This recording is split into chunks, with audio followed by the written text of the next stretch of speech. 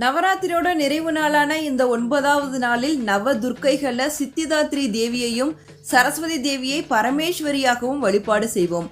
பரமனின் ஈஸ்வரி அப்படிங்கறனால தான் அம்பிகைக்கு பரமேஸ்வரி அப்படிங்கிற பெயரே வந்தது.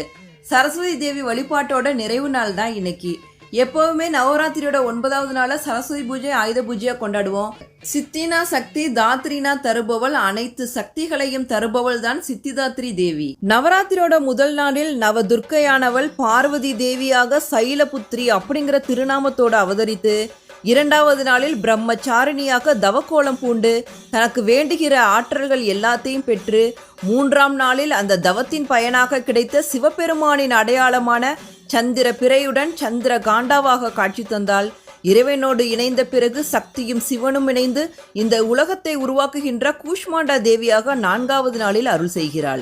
5வது நாளில் ஆறுமுக பெருமானை இந்த உலகிற்கு தந்த தாயாகவும் ஸ்கந்த மாதாவாக காட்சி தருகிறாள். 6வது நாள் காத்யாயினியாக காட்சி தருகிறாள்.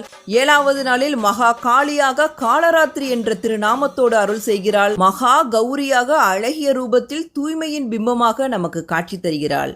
இத்தனையும் பெற்ற அந்த தேவியை 9வது நாளில் நாம் சித்திதாத்ரி என்ற பெயரில் வழிபாடு செய்கின்றோம். சித்திதாத்ரி என்றால் அனைத்திலும் வெற்றியை தருபவள் அப்படிங்கிறது பொருள். சித்திகள் எனப்படுவது அனிமா, மகிமா அப்படின்னு 8 வகைகள் உடையது. இவற்றைத்தான் நாம் அஷ்டமா சித்திகள் அப்படின்னு சொல்றோம். இந்த அஷ்டமா சித்திகள் அனைத்தையும் தரும் அம்பிகை இனிமேல் பெறுவதற்கு ஒன்றுமில்லை, இதுவரை கிடைத்த வெற்றிகளே போதும், இதேபோல் அம்பிகையின் அருள் தொடர்ந்தாலே போதும் என்ற மனநிறைவான நிலையை இந்த அம்பாள் நமக்கு அருள்கிறாள். நவராத்திரியோட 9வது நாளுக்கான கலர் பிங்க். துர்க்கையின் வடிவம் சித்திதாத்ரி தேவி. நைவேத்தியம் பழங்கள், தேங்காய், அல்வா, மலர், பாரிஜாதம்.